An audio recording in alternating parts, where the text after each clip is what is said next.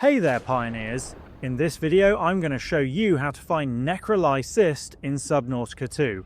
Alright, let's get started immediately.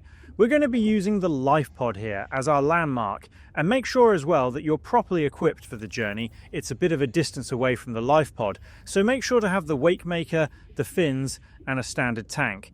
But if you're feeling to get it regardless, then that's fine. Alright, now just make your way north, literally just straight north.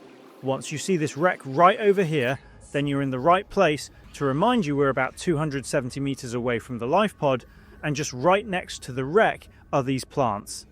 These are the Necrolei we're looking for. Approach it and take out your multi-tool and cut it to collect.